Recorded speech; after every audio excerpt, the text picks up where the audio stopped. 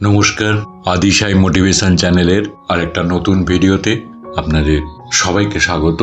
জানেন তো, জীবনটা হলো একটা অসম যুদ্ধ। যদি জানতে চান তাহলে ভিডিওটা প্রথম থেকে শেষ অবধি দেখুন।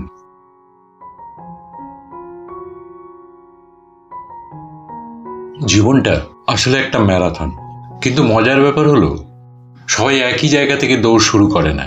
কেউ জন্মেই কয়েকশো মিটার এগিয়ে থাকে, আর কেউ কেউ দৌড় শুরু করার আগেই হোঁচট খেয়ে পড়ে যায়। আপনি যত বড় হবেন ততই বুঝতে পারবেন এই যুদ্ধ কখনোই ফেয়ার ছিল না, আর কখনো হবেও না। কেউ জন্মেই মেধাবী, পরীক্ষার আগের রাতে কয়েক ঘন্টা বই উল্টে পাশ করে যায়, আর আপনি রাতের পর রাত জেগে পড়ে তবুও কাঙ্ক্ষিত ফলাফল আনতে পারেন না। কেউ বাবার দেওয়া গাড়িতে চড়ে ইউনিভার্সিটিতে আসে, আর আপনি টিউশন ফি দেবার জন্য হন্যে হয়ে টিউশন খোঁজেন। জীবন এখানে থেমে থাকে না, আরো কঠিন হয়ে যায়। আপনার পাশের মানুষটা হয়তো প্রথম চাকরিতেই লাখ টাকা বেতন পায়, আর আপনি 20তম ইন্টারভিউ দিয়ে হতাশ হয়ে ঘরে ফিরে আসেন। কেউ স্টার্ট আপ শুরু করেই সফল হয়, আর কেউ একটার পর একটা ব্যর্থ উদ্যোগের বোঝা টেনে ক্লান্ত হয়ে পড়ে। এই দৌড়ে যদি আপনি শুধু তুলনাতে ব্যস্ত থাকেন তাহলে ক্লান্তি ছাড়া আর কিছুই পাবেন না, কারণ এখানে প্রতিটা মানুষের রাস্তাই আলাদা, লড়াইটাও ভিন্ন।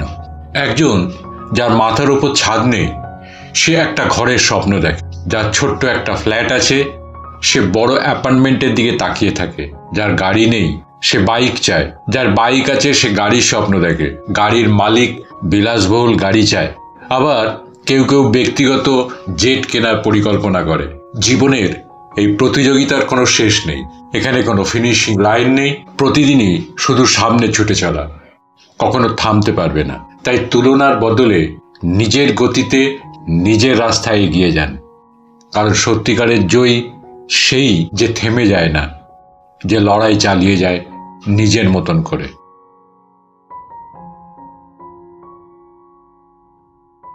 সেই আদিকাল থেকে আমরা খরগোশ আর কচ্ছপের গল্প শুনে আসছি। মজার বিষয় হলো আমরা শুধুমাত্র গল্পের প্রথম অধ্যায়টাই শুনেছি, কিন্তু এই কাহিনীর আরো 3টি অধ্যায় আছে যা আমাদের মধ্যে বেশিরভাগই জানেন না। প্রথম অধ্যায়, এই অধ্যায়ে খরগোশ ঘুমিয়ে যায়, যার ফলে কচ্ছপ জিতে যায়। প্রথমবার হেরে যাওয়ার পর খরগোশ বিশ্লেষণ করে দেখল যে তার পরাজয়ের মূল কারণ অতিরিক্ত আত্মবিশ্বাস। তার মানে ওভার কনফিডেন্স যে কারোর জন্যই ক্ষতিকর। আর কচ্ছপ বুঝলো লেগে থাকলে সাফল্য আসবেই। দ্বিতীয় অধ্যায়, হেরে যাওয়ার পর এবার খরগোশ আবারও কচ্ছপকে দৌড় প্রতিযোগিতায় চ্যালেঞ্জ করলো, আর কচ্ছপও রাজি হলো। এবার খরগোশ না ঘুমিয়ে দৌড় শেষ করলো এবং জয়ী হলো। খরগোশ বুঝলো মন দিয়ে নিজের সামর্থ্যের পুরোটা দিয়ে কাজ করলে দ্রুত সফল হওয়া যায়। আর কচ্ছপ বুঝলো ধীর স্থিরভাবে চলা ভালো, তবে কাজে উপযুক্ত গতি না থাকলে প্রতিযোগিতামূলক পরিবেশে টিকে থাকা অসম্ভব। তৃতীয় অধ্যায়, কচ্ছপ এবার খরগোশকে আরেকবার দৌড় প্রতিযোগিতার আমন্ত্রণ জানালো। খরগোশও নির্বিধায় রাজি হয়ে গেল। তখন কচ্ছপ বলল, একই রাস্তায় আমরা 2বার দৌড়েছি, এবার অন্য রাস্তায় হোক। খরগোশও রাজি। অতএব নতুন রাস্তায় দৌড় প্রতিযোগিতা শুরু হলো। যথারীতি খরগোশ জোরে দৌড় শুরু করে দিল। কচ্ছপও তার পেছন পেছন আসতে শুরু করলো। কচ্ছপ যখন খরগোশের কাছে পৌঁছলো, দেখলো খরগোশ দাঁড়িয়ে আছে, কিন্তু দৌড়ের শেষ সীমানায় যেতে পারেনি, কারণ দৌড়ের শেষ সীমানার আগে একটি খাল আছে। কচ্ছপ খরগোশের দিকে একবার তাকালো, তারপর তার সামনে দিয়ে জলে নেমে খাল পার হয়ে দৌড়ের শেষ সীমানায় পৌঁছে প্রতিযোগিতা জিতে গেল। খরগোশ বুঝলো শুধু নিজের শক্তির ওপর নির্ভর করলেই হবে না, পরিস্থিতি আর বাস্তবতা অনুধাবন করাও ভীষণ প্রয়োজনীয়।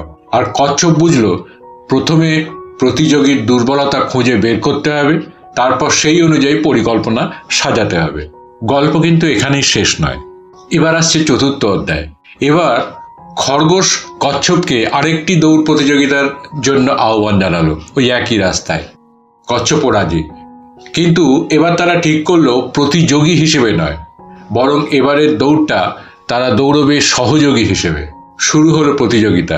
খরগোশ কচ্ছপকে পিঠে তুলে দৌড়ে খালের সামনে গিয়ে থামলো। এবার কচ্ছপ খরগোশের পিঠ থেকে নেমে খরগোশকে নিজের পিঠে নিয়ে খাল পার হলো। তারপর আবার কচ্ছপ খরগোশের পিঠে উঠে বাকি দৌড় শেষ করলো, আর এভাবে তারা দুজনেই একসাথে জয়ী হলো। মরাল অফ দ্য স্টোরি, ব্যক্তিগত দক্ষতা থাকা খুবই ভালো, কিন্তু দলবদ্ধ হয়ে একে অপরের দক্ষতাকে কাজে লাগাতে পারলেই আসে সত্যিকারের সাফল্য, যেখানে সবাই বিজয়ীর হাসি হাসতে পারে। আর এটাকেই বলে টিম ওয়ার্ক। যদি ভিডিওটা ভালো লেগে থাকে তাহলে চ্যানেলটিকে সাবস্ক্রাইব করে পাশে থাকা বেল আইকনটিকে প্রেস করে দেবেন, যাতে পরবর্তী ভিডিও দিলে সাথে সাথে তার নোটিফিকেশনটি আপনাদের কাছে পৌঁছে যায়। লাইক করবেন, কমেন্টস করবেন, ভালো লাগলে শেয়ার করবেন, পাশে থাকবেন। ধন্যবাদ, নমস্কার।